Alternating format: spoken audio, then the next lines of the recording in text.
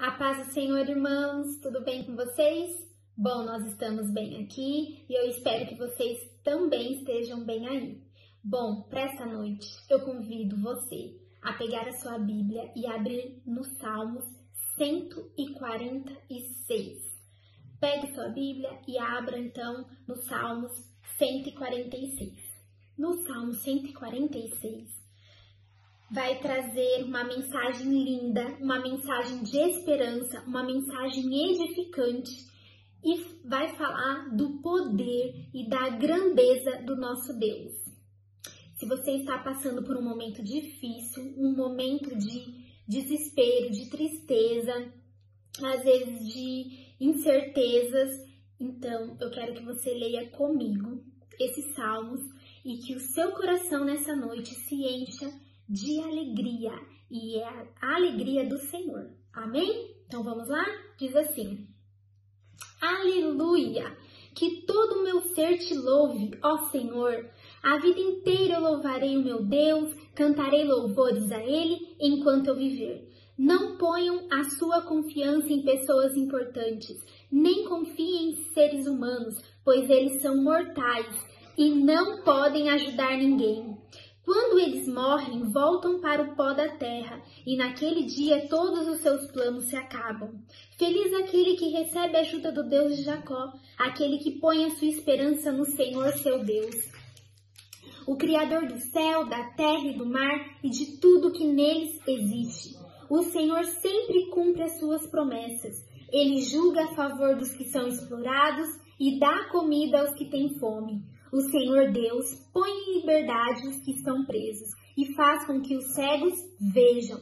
O Senhor levanta os que caem e ama aqueles que lhe obedecem. O Senhor protege os estrangeiros que moram em nossa terra. Ele ajuda as viúvas e os órfãos, mas faz com que fracassem os planos dos maus.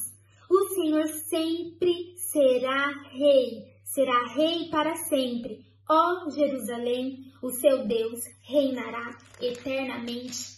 Aleluia! Irmãos, eu quero que você pense comigo, reflita comigo, medite comigo no versículo 3, que diz assim: não ponham a sua confiança em pessoas importantes. Eu achei interessantíssimo esse versículo, porque ele descreve como para não colocar confiança em pessoas importantes. Porque, irmãos, às vezes a gente olha para algumas pessoas e a gente acredita, a gente acha que essas pessoas, elas podem trazer uma esperança, um consolo, uma segurança, mas a palavra do Senhor diz que não é para a gente colocar confiança nessas pessoas, porque são mortais, né? São mortais e elas não podem ajudar ninguém. A nossa confiança deve ser somente no Senhor. E no versículo 5 fala assim: feliz aquele que recebe a ajuda do Deus de Jacó, aquele que põe a sua esperança no Senhor. Sabe por quê? Feliz dessas pessoas? Porque elas realmente entenderam que a confiança e a esperança só devem ser colocadas em Deus. Elas entenderam que somente Deus é a nossa confiança. As pessoas, por mais boas intenções que elas tenham, elas nunca serão responsáveis pela nossa felicidade. Mas o Senhor sim. Então, nessa noite, coloque a sua confiança no Deus de Israel, no Deus de Jacó, como a palavra nos traz como instrução. No versículo 6 fala assim, o Criador do céu, da terra e do mar e de tudo que nele existe. Irmãos, Deus é tão poderoso, é tão maravilhoso que a gente se esquece das grandezas que Ele faz. A gente às vezes fica abismado com tantas obras maravilhosas, com tantas invenções, mas a gente esquece que o céu, a terra e o mar foram feitos pelo nosso Criador. O nosso Criador. Existe uma máquina mais perfeita que um cérebro e quem fez isso foi o nosso Deus. Amém? E o versículo 7 continua falando que ele julga a favor dos explorados. Se você está nessa condição, se sentindo explorado por alguém, por alguma situação, não fique triste, porque o Senhor, o teu Deus, ele julga a favor dos explorados. Ele dá comida aos que têm fome e ele liberta os presos. Em alguma situação você se sente aí preso, o Senhor é o que liberta. Amém? Ele faz com que os cegos vejam. O Senhor é o Deus que cura. O Senhor é um Deus que levanta. Ele levanta os que caem. Ele ama os que obedecem. E eu quero que você medite também nessa parte que fala que Ele ama aqueles que lhe obedecem. Então, irmãos, nós precisamos buscar um arrependimento, buscar um caminho de santificação, porque o Senhor ama aqueles que obedecem. Nós precisamos obedecer o Senhor. Então, precisamos retomar aí os mandamentos e entender o que o Senhor tem para nós, porque obedecer o Senhor são cuidados para nossa vida. E ele continua dizendo que ele protege os estrangeiros, que ele ajuda, ele é consolo para as viúvas, ele é consolo para os órfãos, ele faz com que os planos dos maus fracassem. Sabe, o teu inimigo será fracassado, porque o Senhor Deus, o teu Deus, faz com que os planos sejam fracassados. O Senhor será rei para sempre. Amém? O Senhor será rei para sempre. Bem, mãe. Fala a paz do Senhor para os irmãos. Fala. Paz do Senhor, irmão. O Senhor será rei para sempre. Amém? Amém também? Amém. Então agora vamos orar. Então feche os seus olhos. Feche os olhos, Joaquim. Vamos orar ao Senhor. Eterno Deus, meu Pai, Deus maravilhoso, Deus bondoso, Tu és grande, Tu és um Deus redentor, um Deus provedor, um Deus maravilhoso que cuida, que protege, que ama, que faz justiça. E, Senhor, nós queremos clamar por Ti, que o Senhor venha nos abençoar, Senhor, nessa noite e que venha proteger as nossas famílias, Senhor. Senhor, olhe para cada família que está sendo representada,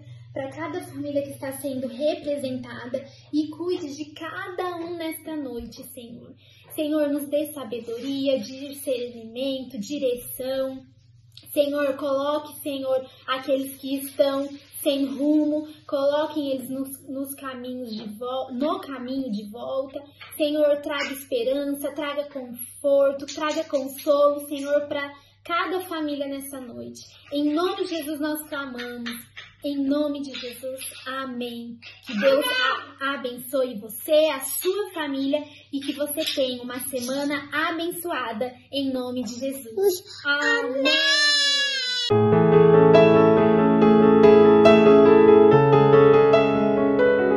Graça e paz, igreja, sejam bem-vindos a mais um culto. Com muita alegria no nosso coração que nós estamos aqui reunidos mais uma vez para louvar e engrandecer o santo nome do Senhor. Que você possa nesse momento realmente louvar o Senhor com gratidão no teu coração por tudo aquilo que Ele tem feito, porque até aqui Ele nos tem sustentado, Ele nos tem guardado, Ele tem sido provedor sobre as nossas vidas. O nosso Deus, Ele é bom e a sua misericórdia dura para sempre. E é por isso que nós cantamos, é por isso que nós adoramos, é por isso que nós nos reunimos, mesmo nas nossas casas, porque Ele é digno de toda a honra, de toda a glória, de todo o louvor. Então feche seus olhos, adore ao Senhor de todo o teu coração, em espírito e em verdade, aí na sua casa, junto com a sua família. Amém?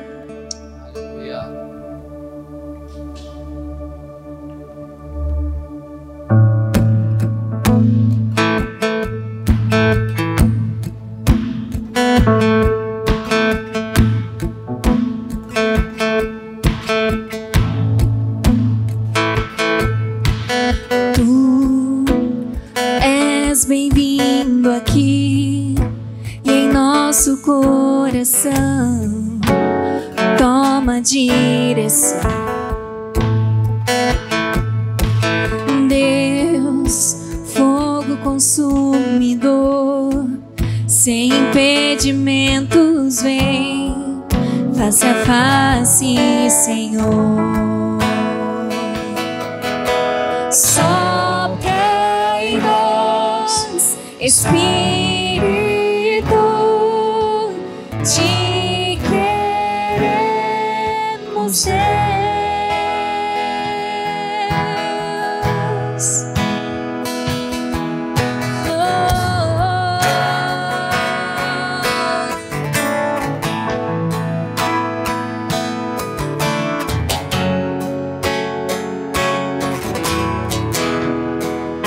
Estou de pé na presença do Rei, sua glória está aqui, seu amor liberta.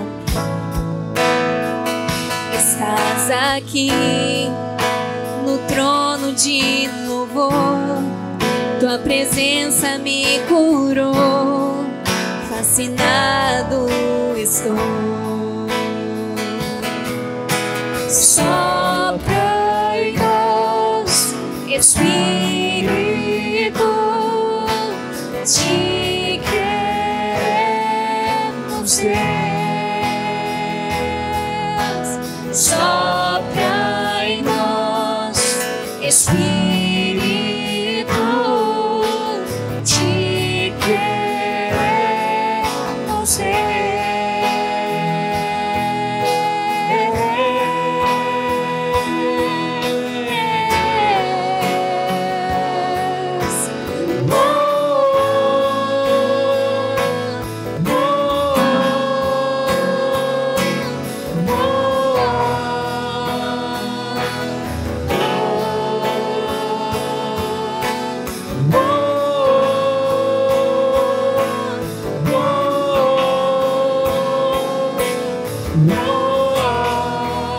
Que se abra o céu, o teu reino vem, nossa fé está no nosso Deus.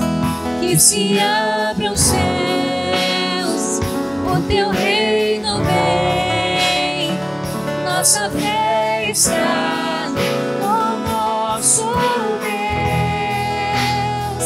Que se abra os céus, o teu reino vem, nossa fé está no nosso Deus. Que se abra os céus, o teu reino vem, nossa fé está no nosso Deus. Que os céus fechados se abram, teu reino venha mover. A nossa fé e esperança estão em Deus, grande Deus. Que os céus fechados se abram, teu reino venha mover. A nossa fé e esperança estão em Deus, grande Deus.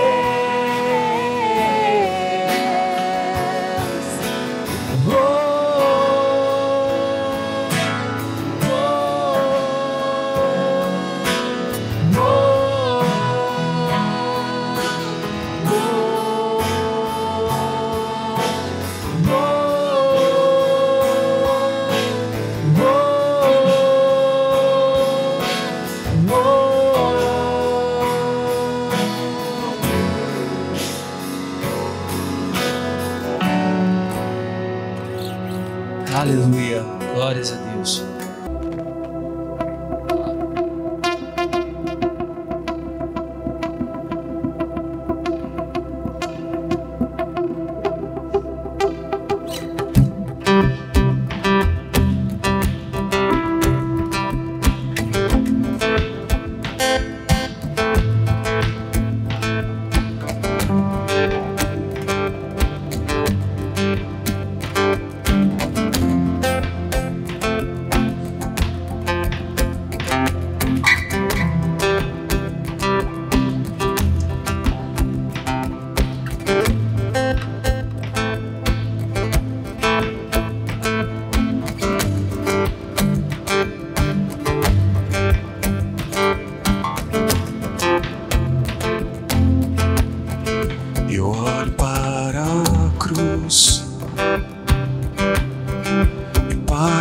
cruz eu vou, do seu sofrer participar, sua obra vou cantar. Meu Salvador na cruz mostrou o amor do Pai, justo Deus.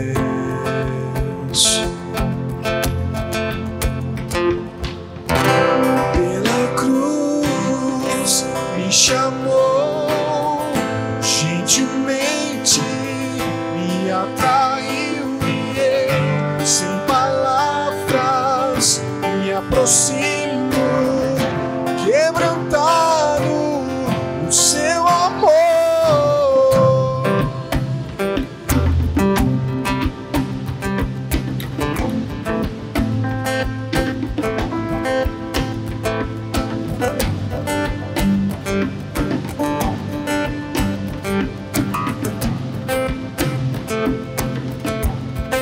Imerecida vida, de graça recebi, por sua cruz, morte me levou, trouxe minha vida. Eu estava condenado, mas agora pela cruz, Aleluia! eu fui reconciliado.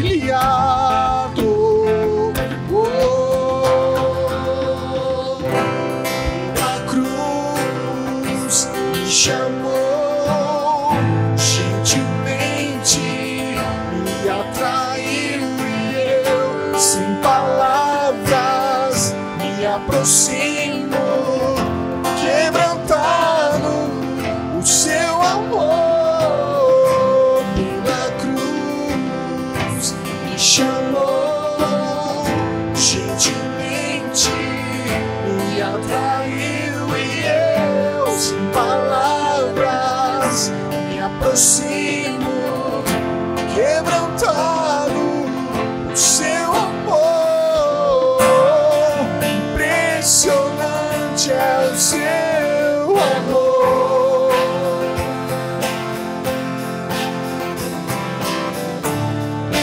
Me redimiu e me mostrou o quanto é fiel.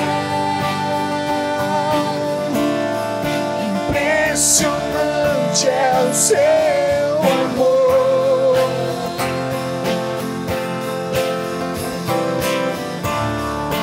Me redimiu e me mostrou o quanto és fiel. Pela cruz me chamou, gentilmente me atraiu e eu, sem palavras, me aproximo.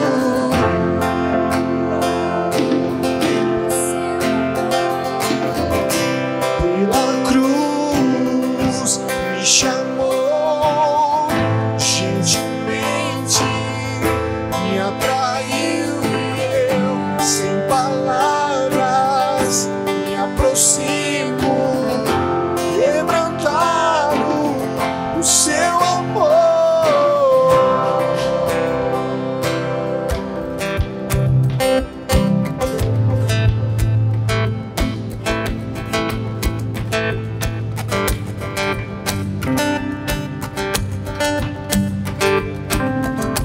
Quebrantado o seu amor.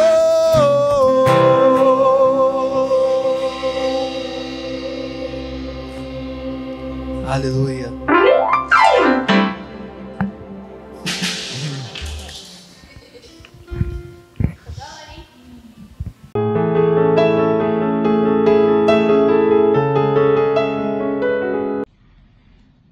A graça e a paz, igreja. A paz a todos, é uma alegria imensa poder estar aqui nesta noite, estar trazendo a palavra, que Deus possa revelar a palavra ao nosso coração. Confesso que estamos com muita saudade de todos os irmãos e que em um futuro muito breve estaremos todos juntos, reunidos no nosso templo. E será maravilhoso nós continuarmos adorando a esse Deus todo-poderoso, esse Deus que tem feito a diferença sobre as nossas vidas. Amém? Meus irmãos, diante de toda a dificuldade que nós estamos atravessando, frente a essa doença que começou a impactar o nosso país através do mês de março, essa doença misteriosa, doença essa que ainda não há uma cura definitiva, ainda há estudos sobre vacinas, doença essa que nos impede de nós estarmos próximos nessa noite. Enfim, tudo o que tem acontecido nesses últimos 70, 80 dias, tudo isso nos traz uma ansiedade, um certo medo do amanhã, uma falta de perspectiva. Tudo isso tem tirado a nossa paz, tem nos trazido medo, tem feito com que nós não conseguimos sonhar. E sobre tudo isso que o nosso país tem enfrentado, não só o nosso país, mas todo mundo, toda a humanidade, resolvi nesta noite trazer uma palavra de esperança ao seu coração, uma palavra de fé, uma palavra de encorajamento. A palavra do Senhor, ela nos fala em João 16:33. Tenho-vos dito para que em mim tenhais paz. Tenho-vos dito para que em mim tenhais paz. No mundo tereis aflições, mas tende bom ânimo. Eu venci o mundo. Precisamos, meu irmão, voltar a sonhar. E é sobre voltar a sonhar que eu peço que você abra a sua Bíblia em Gênesis capítulo de número 37. E acompanhem comigo a leitura desta noite. Gênesis 37, do verso 1 ao 11. Jacó ficou morando na terra de Canaã, onde seu pai tinha vivido. Essa é a história da família de Jacó. Quando José era um jovem de 16 anos, cuidava das ovelhas e das cabras, junto com os seus irmãos, os filhos de Bila e Zilpa, que eram mulheres do seu pai. E José contava ao pai as coisas erradas que os seus irmãos faziam. Jacó já era velho quando José nasceu e por isso ele o amava mais do que todos os seus outros filhos. Jacó mandou fazer para José uma túnica longa, de mangas compridas. Os irmãos viam que o pai amava mais a José do que a eles, e por isso tinham ódio de José, e eles eram grosseiros quando falavam com ele. Certa vez, José teve um sonho e contou aos seus irmãos. Aí é que ficaram com mais raiva dele, porque José disse assim: escutem, eu vou contar o sonho que tive. Sonhei que estávamos no campo amarrando feixes de trigo. De repente, o meu feixe ficou de pé, e os feixes de vocês se colocaram em volta do meu, e se curvaram diante dele. Então os irmãos perguntaram: quer dizer que você vai ser nosso rei e que vai mandar em nós? E ficaram com mais ódio de José ainda, por causa dos seus sonhos e do jeito que ele os contava. Depois José sonhou outra vez e contou também esse sonho aos seus irmãos. Ele disse assim: eu tive outro sonho. Desta vez, o sol, a lua e 11 estrelas se curvaram diante de mim. Quando José contou esse sonho ao pai e aos irmãos, o pai o repreendeu e disse: o que quer dizer esse sonho que você teve, meu filho? Por acaso a sua mãe, os seus irmãos e eu vamos nos ajoelhar diante de você e encostar o rosto no chão?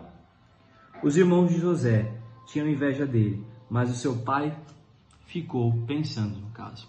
Feche os teus olhos. Deus, estamos aqui nesta noite, Deus, para ministrar a tua palavra. Deus, eu não tenho nada a oferecer à tua igreja, Deus.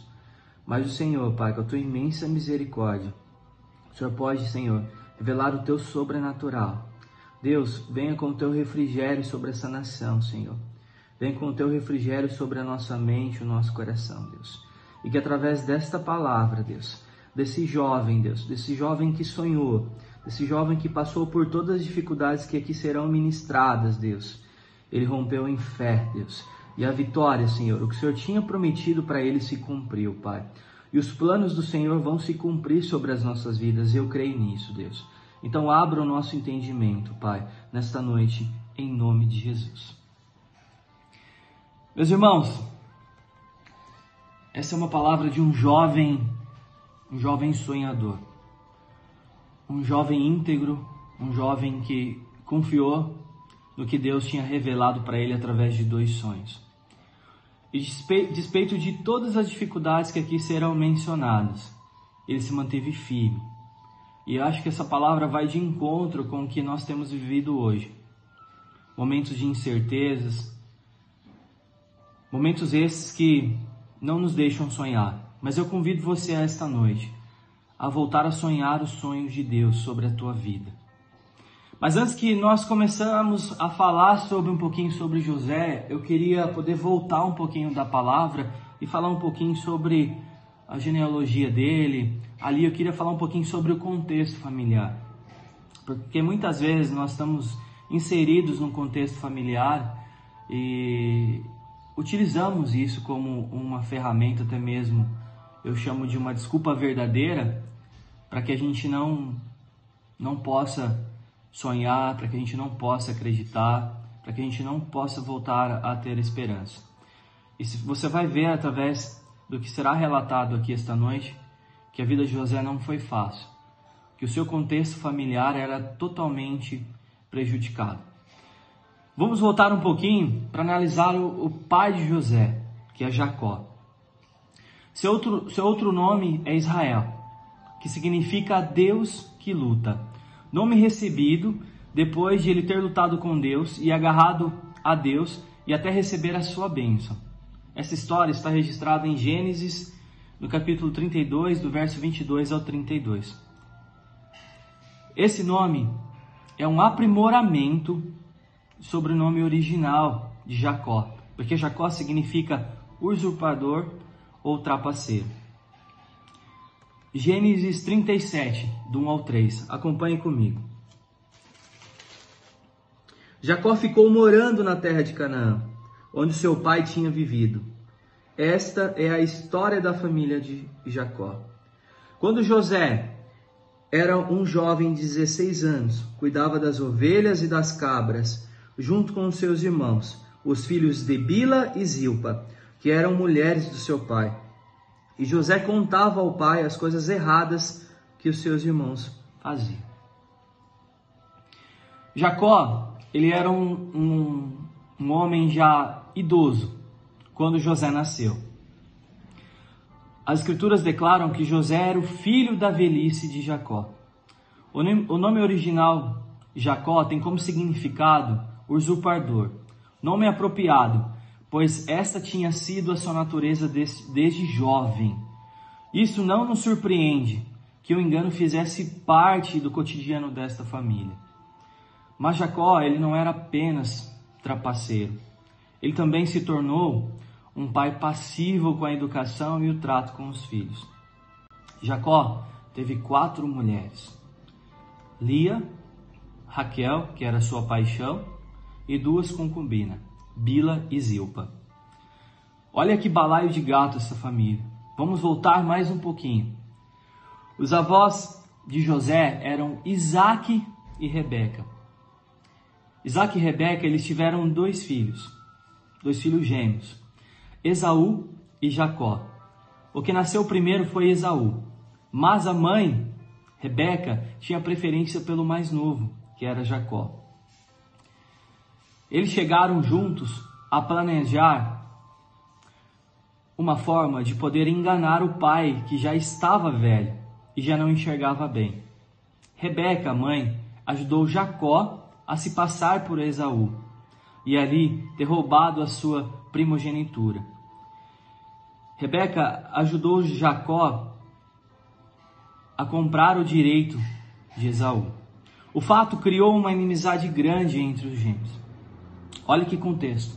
A mãe ajudando a um dos filhos, privilegiando um dos filhos na primogenitura. O que Rebeca fez depois de tudo esse fato? Ela pagou uma passagem da época, uma passagem de ônibus, e enviou Jacó para a casa do seu tio Labão, porque Esaú ficou furioso, e Esaú jurou Jacó de morte. Lá, o que acontece? Jacó, ele se apaixona pela sua esposa preferida, o seu amor, que era Raquel. Ele faz um combinado com seu tio de se casar com ela. Labão, eu vou trabalhar 7 anos para você, e aí eu vou ter a mão da tua filha em casamento. E aí eu vou conseguir casar com Raquel. E isso aconteceu. O trabalho, eu digo. Jacó trabalhou por 7 anos ali para o seu tio. E ali, na hora que acabou a festa de casamento, na hora que ali o dono do buffet da época pediu para Jacó recolher, se podia recolher todas as comidas, na hora que o DJ gospel da festa chegou para Jacó e falou assim, pode desligar o som? E Jacó super contente, porque Jacó ia ali vivenciar a noite de núpcias com a sua esposa. E para sua grande surpresa, adivinha quem estava ali na noite de núpcias? Não era Raquel, e sim Lia, a filha mais velha. No dia seguinte, pensa em um homem macho. Esse homem macho foi tirar satisfação com o seu tio. Olha todo o contexto, meu irmão. Pensa um pouquinho. E o seu tio respondeu que não era certo entregar a filha mais nova e deixar a filha mais velha sem casamento. Reafirmaram um novo acordo. E Jacó teve que trabalhar mais 7 anos para ter a sua paixão nos seus braços. Passado algum tempo, e já trabalhado pelo menos ali 24 anos para o seu sogro, e com a vinda de José, Jacó, ele resolve ir embora, junto com a sua família, da casa do seu sogro. Labão concordou, mas durante ali todo o processo, mais uma vez, eles e Jacó tentaram ali um enganar o outro. Finalmente, porém, Jacó e sua família partiram para a terra de Canaã, mas não sem tragédia. Olha o contexto, meu irmão. Diná, que era a filha que Jacó teve com Lia, foi tragicamente estrupada. Isso está descrito em Gênesis, do capítulo 34, do verso 1 ao 2. Seus irmãos se revoltaram e armaram uma armadilha, um plano para se vingar dos heveus. Os heveus, no caso, eles assumem o erro cometido por um de seus homens e pedem uma aliança com a família de Jacó. Seus filhos, os filhos de Jacó, irmão de José, acometidos de uma maldade tão grande dentro do seu coração, fazem uma contraproposta. Para se firmar uma aliança com a nossa família, é necessário que todos possam fazer a circuncisão, que todos se circundem. E ali, o povo heveu, eles compraram a ideia, e todos os homens ali foram circuncidados. Na noite que eles foram circuncidados, todos ali estavam muito fracos. E os filhos de José, uma maldade tão grande dentro dos corações, utilizaram desse dia de recuperação dos heveus, uma presa fácil. Todos ali foram mortos, e as mulheres e as crianças e os bens foram levados. E Jacó? Onde Jacó estava nesse momento? Qual foi a atitude de um pai? Será que a atitude de um pai foi de repreensão? Não. Como eu disse um pouquinho anteriormente, Jacó foi totalmente passivo. Jacó estava mais preocupado com as relações com o resto do povo da terra do que com a forma de exortar, de educar os seus filhos do erro cometido. E ali eles partiram para Betel. E no caminho de Efrata, Raquel deu à luz a um filho. Mas esse parto não foi muito bem sucedido, pois ela não resistiu a esse parto. Isso está descrito, meu irmão, em Gênesis 35, 16 ao 19. Esse menino foi dado o nome de Benoni, mas seu pai o chamava de Benjamim, que era o irmão caçula de José. Que dia triste. A paixão de Jacó se vai. Ele trabalhou longos anos. E Raquel também demorou para engravidar. A esposa amada de Jacó morre no parto. Mas olha que loucura, meu irmão. Olha que família desestruturada. Enquanto Jacó ainda chorava a morte de sua amada, adivinha, meu irmão, o que aconteceu? Está descrito isso também lá em Gênesis 35, do verso 21 ao 42. Rúben, um dos irmãos de José, manteve relações sexuais com Bila, a concubina de seu pai Jacó. Bila era mãe de 2 de seus meios irmãos. Rúben comete incesto com Bila. Isso era algo dissoluto, isso era algo vergonhoso, isso era algo profano. E seu pai? E agora? Como que ele reage? Será que Jacó parou para pensar, tem alguma coisa errada com a minha família? Será que Jacó parou para refletir, eu sou o homem da casa, como que está a educação dos meus filhos? Quando a gente olha todo o contexto, desde a criação do mundo, Deus nos mostra, através ali do Jardim do Éden, a responsabilidade que é colocada sobre o ombro do homem. A responsabilidade da tua família não está nas costas da sua esposa, da sua mulher, mas sim em você, homem, porque Deus tem te chamado para fazer a diferença. O jardim foi dado para quem? Quando comete o erro, quem que Deus chama? Deus chamou Eva? Não, Deus chamou Adão. A responsabilidade é sua, meu irmão. Jacó, passivamente, não fez nada, absolutamente nada ao saber do comportamento do filho. Um verdadeiro homem banana. Muito triste. Uma família se desestruturando. Uma família sem um alicerce ali de um pai. Você olha todo o contexto, né? Começa dos avós, mamãe privilegiando ali um filho. E esse filho é enviado para a casa de um dos tios. E o tio também engana, não cumpre com a palavra. E aí os filhos vão crescendo nesse ambiente de mentiras, esse ambiente onde não tem uma referência de pai, uma referência de homem, e tudo caminha para uma desestruturação familiar. Mas Deus, Ele é misericordioso, e Deus tem pessoas que Ele escolhe desde o ventre da mãe. Eu tenho certeza, você que está me ouvindo nesta noite, você foi escolhido desde o ventre da tua mãe, escolhido para fazer a diferença, escolhido para ser sal e luz nesta terra. Por que eu estou te trazendo tudo isso esta noite? Porque todo o contexto da família de José, todo o temperamento dos seus irmãos, todas as intrigas, todas as mentiras, todas as invejas, nos mostram que essa família tem tudo para não dar certo. Mas o primeiro aprendizado que eu tiro dessa história de José: você precisa ser diferente. José era diferente. A respeito de todo o contexto aqui que foi narrado, Deus escolheu conhecendo o seu coração e caráter. E eu falo uma coisa aqui para você, meu irmão. Deus te predestinou desde o ventre da tua mãe. Deus te predestinou para você fazer diferente, para você ser diferente. Deus te conhece e te chama para fazer essa diferença. Você foi chamado para ser sal e luz nesta terra.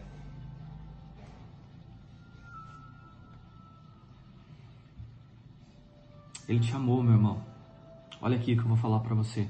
Ele te chamou para você abençoar outras vidas. Você é canal de bênção na vida de outras pessoas. Não é por acaso que você está ouvindo essa ministração nesta noite.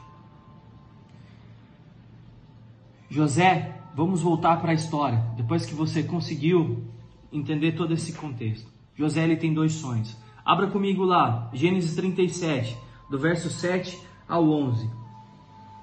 Escutem que eu vou contar o sonho que tive. Sonhei que estávamos no campo, amarrando feixes de trigo. De repente o meu feixe ficou de pé e os feixes de vocês se colocaram em volta do meu e se curvaram diante dele. Então os irmãos perguntaram: quer dizer, José, que você vai ser o nosso rei e que vai mandar em nós? E fico aqui até imaginando o tom de voz que os irmãos falaram ali com José. E ainda ficaram com mais ódio dele ainda, por causa dos seus sonhos e do jeito que José contava. Depois José sonhou outra vez e contou também esse sonho aos seus irmãos. Ele disse assim: eu tive outro sonho. Dessa vez o sol, a lua e as 11 estrelas se curvaram diante de mim. Enquanto José contou esse sonho ao pai e aos irmãos, o pai o repreendeu e disse: o que quer dizer esse sonho que você teve? Por acaso a sua mãe, os seus irmãos e eu vamos nos ajoelhar diante de você e encostar o rosto no chão? José revela ali 2 sonhos que Deus tinha colocado ao seu coração. Segundo aprendizado que eu tiro dessa história. Eu sei que estamos vivendo dias difíceis, mas precisamos, meu irmão, voltar a sonhar. Eu sei que nesse tempo de incertezas, dessa doença, de muitas vezes o desemprego batendo a nossa porta, da dificuldade financeira, entre outras coisas, precisamos colocar a nossa esperança em Deus. Precisamos, nesse momento, exercer a nossa fé, trazer à memória aquilo que nos traz esperança. E a palavra do Senhor, ela nos fala, ela nos encoraja. Em João 16:33, ela nos fala assim: no mundo tereis aflições. Parte A. Parte B. Mas tende bom ânimo, eu venci o mundo. Jesus declara isso ao nosso coração. Continuando a história de José. Seu pai o envia ao encontro dos seus irmãos que estavam pastoreando os animais. Lá vem o sonhador, assim disseram seus irmãos. Todo esse contexto está sendo descrito, está sendo narrado de Gênesis 37, do verso 12 ao 30. Seus irmãos, com a aproximação de José, tramam a sua morte, mas Rúben é contra sujar as suas mãos com o sangue de José. E eles acabam desistindo desse plano de morte, mas o agarram com toda a força, arrancam a sua túnica e o jogam em um poço. Meus irmãos, será o fim para José? Será que o destino já estava selado sobre a vida de José? E os sonhos que Deus tinha revelado ao seu coração? Será que eles não irão se cumprir? Terceiro aprendizado que eu tiro desta palavra: o fundo do poço não é o fim. Olha para a pessoa que está do teu lado aí na sala da tua casa e fala para ela assim, ó: o fundo do poço não é o fim. Em nossas vidas nós passamos por altos e baixos. Precisamos tirar lições dos aprendizados que a vida nos proporciona. Eu já falei isso por muitas vezes dentro da nossa igreja. A pergunta que nós temos que fazer para Deus não é o porquê nós estamos passando por isso, mas é para que estamos passando por isso. Nós nos entregamos as nossas vidas a Deus? Eu tenho certeza que nós já fizemos essa, e vocês que estão me ouvindo já fizeram essa oração de entrega. Deus, toma conta, está aqui o meu cajado, está aqui o remo do meu barco, toma conta da minha vida, eis-me aqui, cumpre a sua vontade. Eu tenho certeza que você que está ouvindo isso já falou isso, talvez de uma forma secreta para Deus. Precisamos tirar lições da vida. A vida não é só um mar de rosas. Nós estamos inseridos no mundo, e esse mundo já é do maligno. Mas a nova Jerusalém, sim. A nova terra, quando Deus voltar, essa terra, sim, que mana leite e mel. Essa terra não haverá doença. Essa terra não haverá brigas, não haverá intrigas. Essa terra nós poderemos andar ao lado daquele que veio nos buscar. Tenho certeza que será maravilhoso. Se agarre nessa esperança, meu irmão. Filipenses 4, verso 12. Paulo, ele descreve: sei o que é passar necessidade e sei o que é ter fartura. Eu aprendi o segredo de viver contente em toda e qualquer situação. Guarde isso ao seu coração. Eu aprendi o segredo de viver contente em toda e qualquer situação. Seja bem alimentado, seja com fome, tendo muito ou passando necessidade.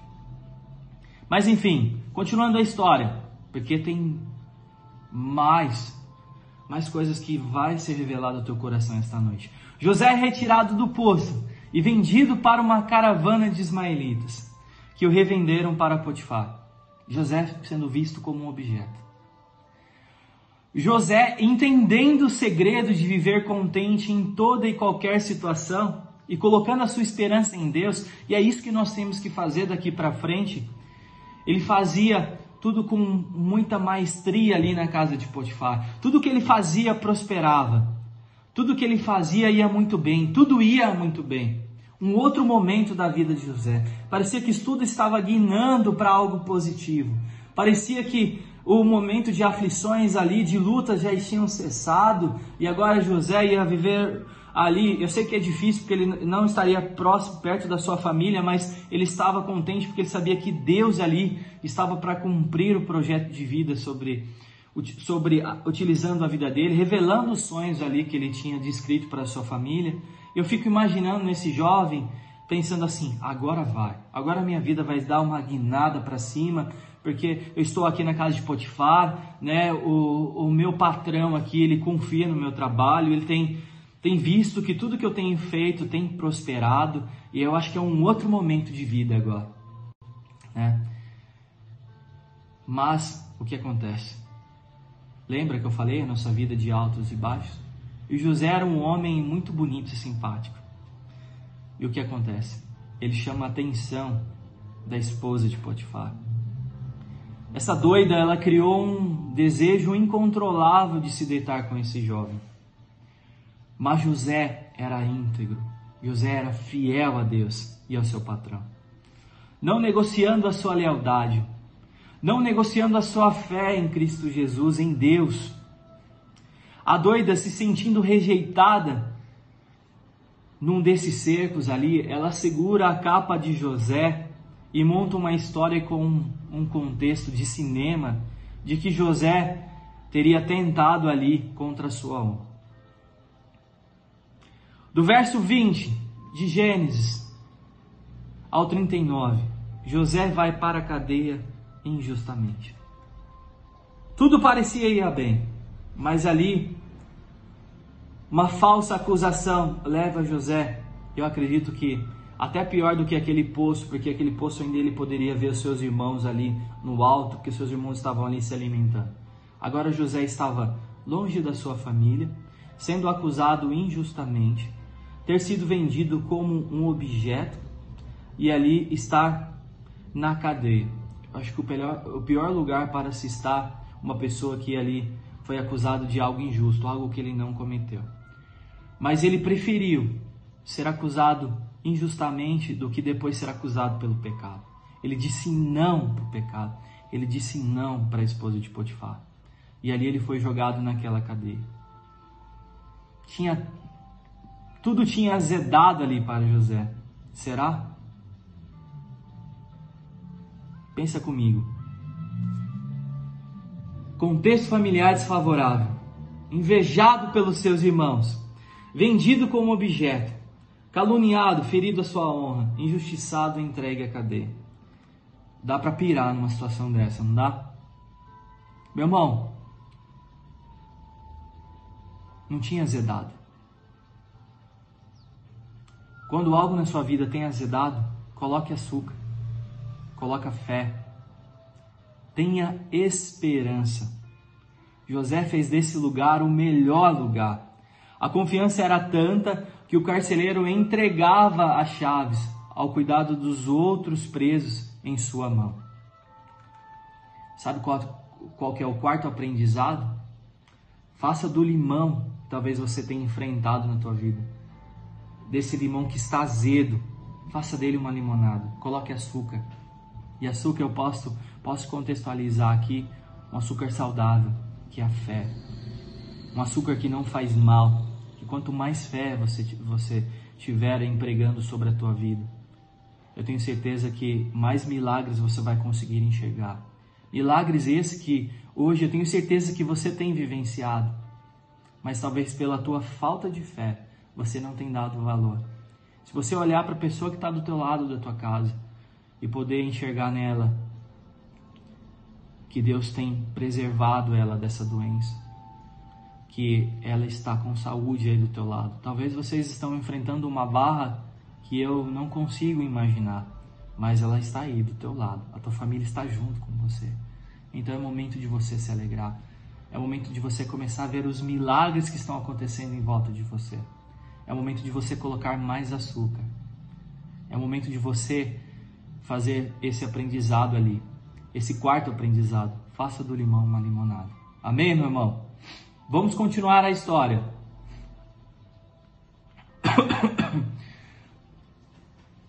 José ali na cadeia, ele tem um encontro com 2 ex-funcionários ali do rei. O padeiro e o copeiro. E um dia desses ali, José consegue revelar os sonhos. E ali ele revela o sonho ali do copeiro. José ele tinha um relacionamento com Deus. Relacionamento esse que em nenhum momento foi manchado. José ali, com essa proximidade que ele tinha com Deus Pai, ele desvenda o sonho do copeiro. E esse copeiro ficou vivo e saiu desse lugar, dessa cadeia em 3 dias. Mas José faz um pedido ali para o copeiro. O padeiro, Deus também, utilizando a vida de José, revela o sonho e o padeiro ali foi morto.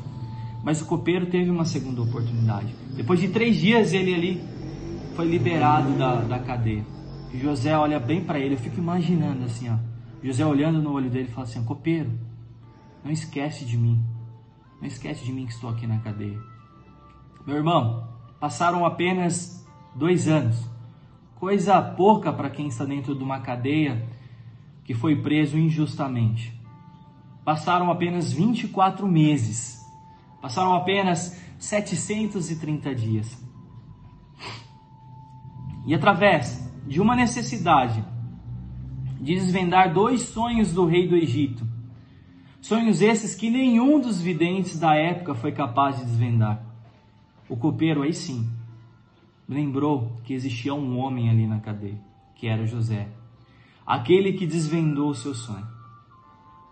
José é chamado pelo rei, que conta os 2 sonhos, e José prontamente desvenda, mostrando ali para o rei que haveria 7 anos de fartura, e depois 7 anos de escassez no Egito, que era necessário o rei se planejar.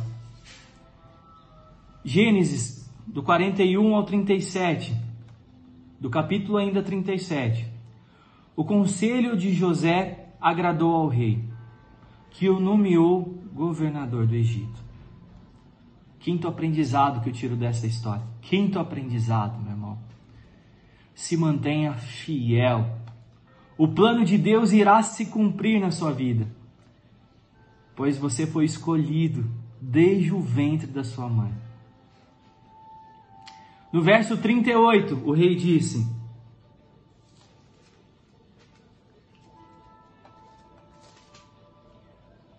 não poderíamos achar ninguém melhor para dirigir o país do que José, o homem em que está o Espírito de Deus. Não poderíamos achar ninguém melhor para dirigir o país do que José, um homem que ali estava o Espírito de Deus. Olha que coisa linda. José ele se torna governador do Egito e tem a oportunidade de reencontrar a sua família. Toda essa trama está descrita no Gênesis de capítulo 22 ao capítulo 48. Todo um contexto ali de perdão, um cuidado de Deus com os seus parentes, com a sua família, enfim. Jacó, ele vem para o Egito, tem um reencontro com o seu filho, e ali há muito choro, ali há muito perdão, e ali toda a família ali de José ela é cuidada, e Faraó das melhores terras ali para a sua família. Todo um cuidado de Deus. E eu falo mais algo aqui para o seu coração. Através da tua vida, Deus vai abençoar toda a tua família. Creia nisso, meu irmão. Não desista. Não desista. Mas eu quero encerrar essa ministração de esperança, com tudo o que tem acontecido nos dias de hoje, com todos esses aprendizados que a gente tira sobre a história de José. Eu quero encerrar com o capítulo 49. Capítulo esse para o qual nós fomos chamados para essa terra. Capítulo esse para o qual nós fomos chamados para fazer a diferença. Tenha fé, meu irmão. Tenha coragem, tenha bom ânimo. Eu tenho certeza que desse limão você vai tirar uma limonada. Eu tenho certeza que você vai viver vários aprendizados e você vai começar a refletir não por quê, mas para que você tem passado por isso. Mas para encerrar a palavra, uma palavra simples, uma palavra curta desta noite, abra lá comigo em Gênesis 49 e no verso 22. Entenda para que nós fomos chamados. Gênesis 49, verso 22. Todos encontraram aí? Gênesis 49, verso de número 22.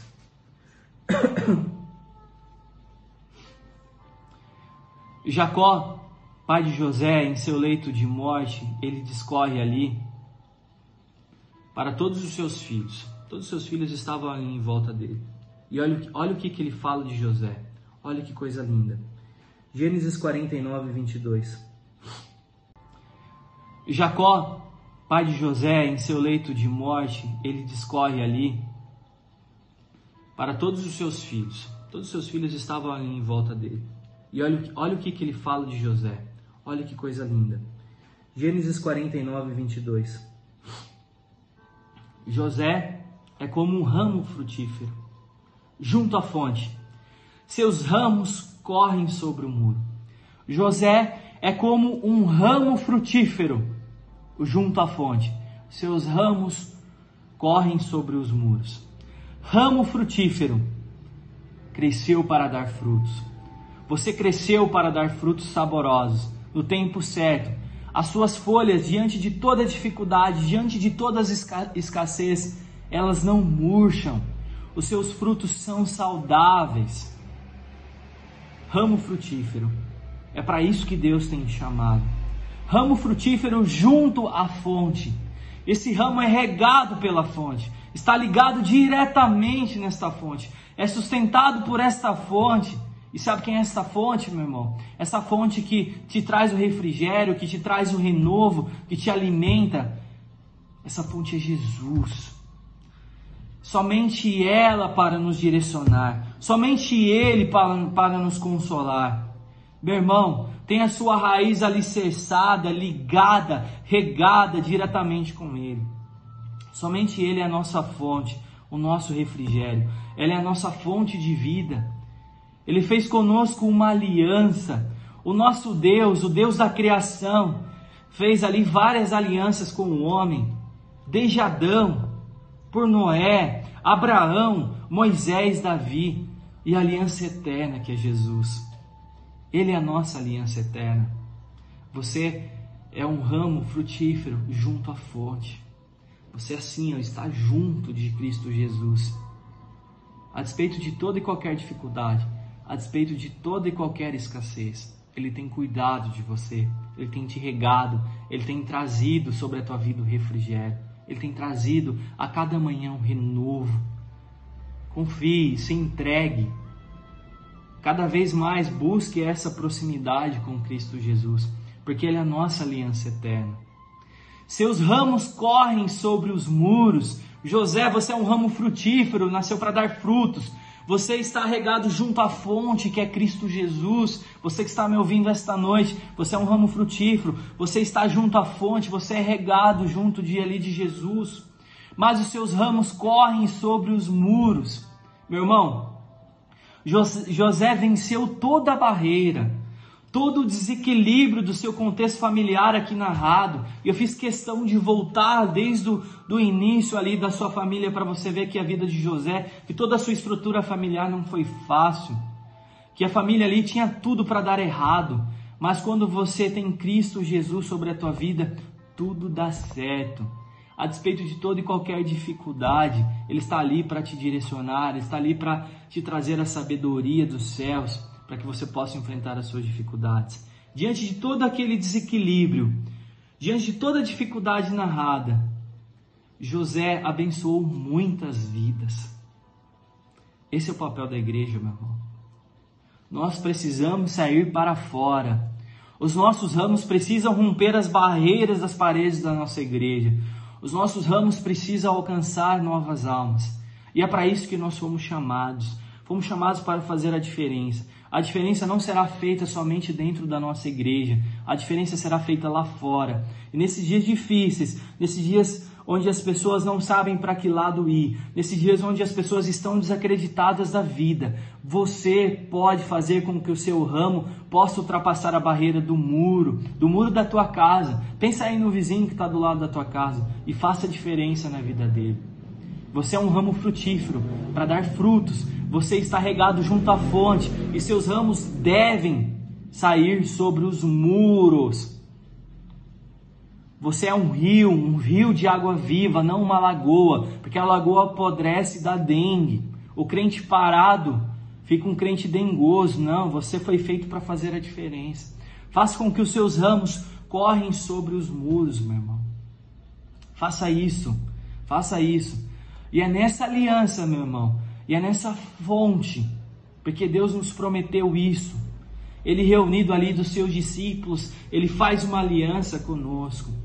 Uma aliança, um sacrifício de morte. E ele nos promete que ele vai voltar para buscar a tua igreja. Mas enquanto ele não volta, nós somos a voz de Deus aqui nesta terra. Ele tem nos deixado o Consolador para nos dar estratégia. É nessa aliança, nessa fonte, que convido você nesta noite, aí junto da tua família, a pegar o seu cálice e o seu pão e darmos início a esta ceia do Senhor. Essa, meu irmão, é mais uma demonstração do amor do nosso Deus sobre a nossa vida. De um Deus todo-poderoso que se entregou ali em um madeiro a favor de mim e de você. Não é por acaso que ele se entregou no madeiro. Ele não se entregou ali naquela cruz para que você pudesse ser entregue à morte, para que você pudesse desistir das aflições da sua vida. Imagine, diante de toda aquela loucura daquele Calvário, de todas aquelas acusações que Jesus sofreu. Imagine de todas as acusações ali que foi sobre a vida de José, de toda a inveja que Jesus sofreu diante ali dos fariseus, de toda a inveja que José sofreu ali diante dos seus irmãos, de toda a injustiça que foi empregada sobre a vida ali de José, e ele vai para a cadeia, de toda a injustiça, que foi empregada sobre a vida de Jesus, e ali ele é crucificado. Eles não desistiram. Eles não desistiram. E você não é apenas um seguidor de Cristo Jesus, você é um discípulo e você não pode desistir. Então aí junto da tua família, se prepare, porque nós daremos início à ceia do Senhor nesse momento, essa aliança eterna, e chegará o grande dia que Cristo Jesus virá buscar a tua igreja, e nós ali poderemos viver ali sem toda essa violência, sem toda essa guerra política, sem toda essa aflição com essas doenças. Amém, meu irmão? Então pega o teu cálice, pega o teu pão, e nós daremos início à ceia do Senhor. Meus irmãos, então nós daremos início à ceia do Senhor. Esse sacrifício que nos trouxe vida, esse sacrifício que nos traz esperança, essa aliança eterna, como foi ministrada a palavra nesta noite. Nós vamos falar um pouquinho sobre a Santa Ceia do Senhor através de 1 Coríntios 11, do verso 23 ao 34. Texto ali onde Paulo ele formaliza, ele traz algumas regras, alguns princípios ali sobre a igreja de Coríntios, Vale ressaltar que ali a igreja ela estava fazendo uma celebração mesmo ali, totalmente de uma forma errada, as pessoas não esperavam uma a outra para se alimentar, havia uma separação de classes sociais ali, e Paulo vem formalizar ali isso através de 1 Coríntios do verso 23 ao 34. Mas antes de a gente entrar nesse texto, vale a gente trazer uma reflexão. Jesus estava ali numa mesa, porque a ceia ela é uma mesa, junto dos seus discípulos, e ali eles estavam discutindo quem era o maior. E o maior de todos, aquele que não veio para ser servido, aquele que veio para confundir os homens, ele se levanta dessa mesa. E ele se levanta dessa mesa e ele pega uma toalha, pega uma bacia da época ali e começa a servir aos discípulos. Como assim começa a servir? Ele começa a lavar os pés dos discípulos, de todos os discípulos. Ali estava aquele que já havia o traído por 30 moedas de pratas. Ali estava também aquele que se levanta e fala que não é digno de nem usar as sandálias ali de Jesus, mas Jesus fala ali para Pedro, fala: Pedro, eu preciso fazer cumprir a justiça. Pedro, estou te ensinando, me segue. Ali estava aquele que ia negar Cristo Jesus por 3 vezes, mas Jesus ali lava os pés de todos os seus discípulos. Uma demonstração de amor. Uma demonstração daquele que veio para servir e não ser servido. Uma demonstração do Deus Todo-Poderoso, que sai do teu trono de glória e resolve dar mais uma chance aos nossos corações. E aí na palavra de 1 Coríntios 11, verso 23 ao 34, Paulo relata aos nossos corações e formaliza a ceia do Senhor. E eu queria deixar alguns ensinamentos para nós esta noite. Abre comigo lá em 1 Coríntios, capítulo 11, verso 23 ao 34. Paulo ele descreve: porque eu recebi do Senhor esse ensinamento que passei para vocês. Que o Senhor Jesus, na noite que ele foi traído por moedas, ele pegou o pão aqui, que continua sendo pão, deu graças a Deus. Depois ele partiu o pão e deu aos seus discípulos, dizendo: isso é o meu corpo que é entregue em favor de vocês. Façam isso em memória de mim. Eu convido a você, agora, nesta noite, pegar o pão que você preparou, e você possa trocar com o teu familiar que está aí do lado, e que possamos comer junto nesse momento. Porque o pão aqui, ele simboliza, ele não é o corpo de Cristo, ele simboliza. O pão continua sendo o pão. Que você possa comer o pão.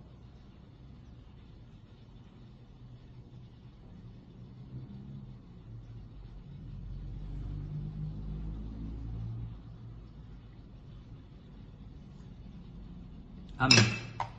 Assim também, depois do jantar, ele pegou o cálice, ele pegou o vinho, que continua sendo vinho. Aqui é um suco de uva, tá, meu irmão? Ele pegou o suco de uva, que continua sendo suco de uva. Ele disse: esse cálice é o cálice da nova aliança, aliança eterna, aliança que eu ministrei um pouquinho antes, através da palavra de José. Essa aliança que tem nos sustentado desde a criação do mundo. Aliança essa que vem desde Adão, que vem desde Abraão, que vem desde Moisés, vem desde Davi. Essa aliança eterna que é Cristo Jesus.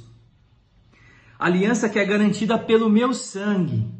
Cada vez que vocês beberem desse cálice, façam isso em memória de mim. Cada vez que vocês comem desse pão e bebem desse cálice, estão anunciando a morte do Senhor até que Ele venha. Meu irmão, um aprendizado. Toda vez que nós participamos da ceia do Senhor, é importante nós refletirmos sobre o sacrifício do Deus Todo-Poderoso. Esse amor ágape, esse amor que nós não conseguimos pensar, que nós não conseguimos imaginar. Está fora da nossa barreira, do nosso intelecto, para nós imaginarmos a magnitude desse amor do Deus Todo-Poderoso, que passa por todo o sofrimento. Isso é a ceia do Senhor. Deus fala para nós fazermos memória a esse sacrifício vivo, esse sacrifício que nos trouxe vida. Por isso, aquele que comer do pão do Senhor, ou beber do seu cálice, de modo que ofenda a honra do Senhor, está pecando contra o corpo e o sangue. Aqui vai mais um aprendizado. Nós precisamos não olhar para o lado, nós não precisamos apontar o cisco que está no dente do nosso irmão. Nós precisamos olhar para dentro de nós. Nós precisamos fazer uma reflexão sobre as nossas vidas. A palavra ela nos traz isso, ela nos fala isso. Nós precisamos olhar para dentro de nós. Não adianta, meu irmão, você tomar a ceia do Senhor e você participar dessa ceia, desse banquete, com o coração amargurado, com uma briga ainda não resolvida com o teu irmão. Se acerte, olhe para dentro de você, esteja em paz. É o momento de você olhar para dentro de você. A ceia nos traz isso, olhe para dentro de você.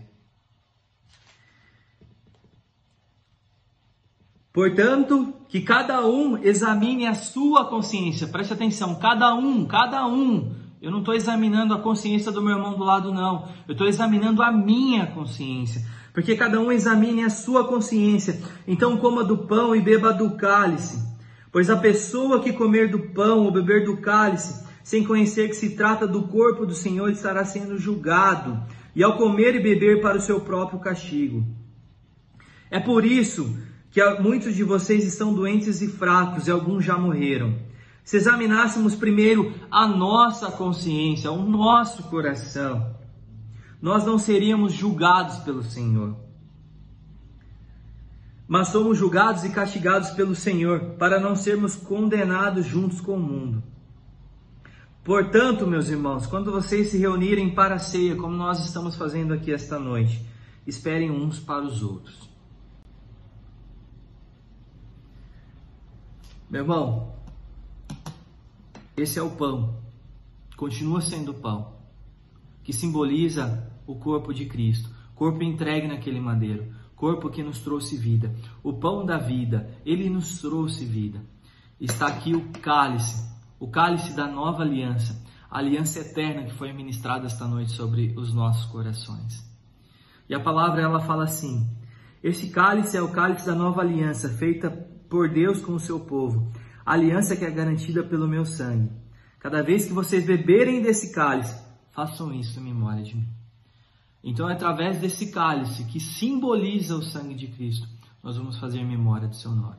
Que todos possam beber desse suco de uva, desse vinho, que simboliza o cálice da nova aliança.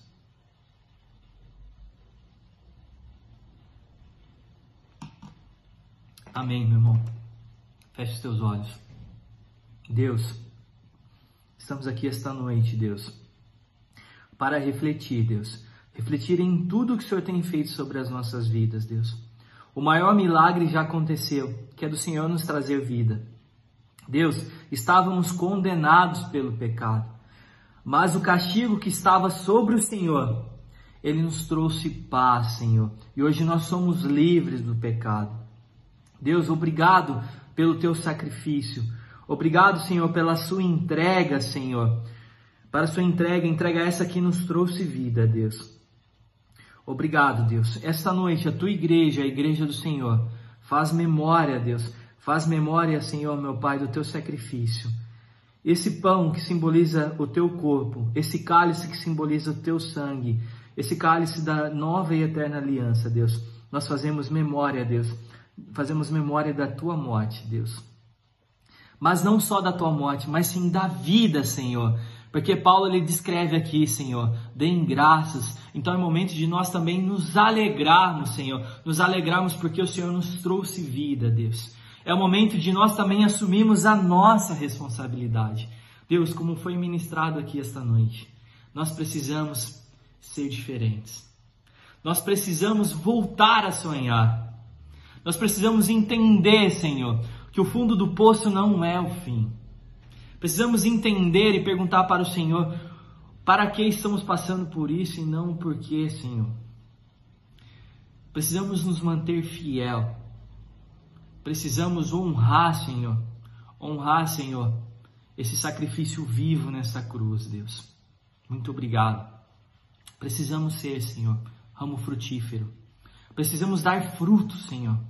Frutos saudáveis, Senhor. Precisamos estar alicerçados junto à fonte. Estarmos, Senhor, unidos nessa aliança eterna. Porque a ceia é essa aliança eterna que o Senhor nos dá, Senhor. Os nossos ramos, eles devem correr sobre os muros, Deus. Esse é o desejo do nosso coração esta noite, Deus. E não foi em vão o teu sacrifício, Senhor. Vai valer a pena. Vai valer a pena. Precisamos assumir os nossos compromissos. Eis-nos aqui, Senhor, esta noite, Deus. Obrigado, Deus. Obrigado pela tua palavra. Obrigado, Senhor, pela tua ceia. Obrigado, Senhor, por podermos participar dessa ceia. Essa ceia que nos traz vida. O teu sacrifício nos trouxe vida, Deus. Obrigado, Deus. Meus irmãos, se Deus é por nós, preste atenção. Se Deus é por nós, Ele é por nós. Ele é a nossa fonte. Quem será contra nós? Quem é o louco de ser contra nós? Em todos os momentos da nossa vida, meu irmão, momento de dificuldade, momento de preocupação, momento de incerteza que talvez nós estamos vivendo aqui nesta noite, Jesus Cristo, Ele é a resposta. Se volte para Ele. Amém? Que Deus abençoe uma semana abençoada. Volte a sonhar. Você precisa sonhar. O fundo do poço não é o fim. Se mantenha fiel, se mantenha firme. Pergunte para Deus o para quê e não o porquê. Você é um ramo frutífero. Você está alicerçado, arregado junto à fonte. Seus ramos precisam passar dos muros. Você precisa alcançar novas vidas. Esse é o desejo do meu coração. Uma ótima semana, cheia de paz, cheia de esperança. Volte a sonhar em Cristo Jesus. Amém? Porque o sacrifício nos trouxe vida. Eu vim para que todos tenham vida e vida em abundância. Nós precisamos acreditar, nós precisamos confiar em Jesus. Que Deus abençoe uma semana de muita paz, em nome de Jesus. E até breve, estamos morrendo de saudade de todos vocês. Estamos morrendo de saudade. Deus abençoe a todos. Amém.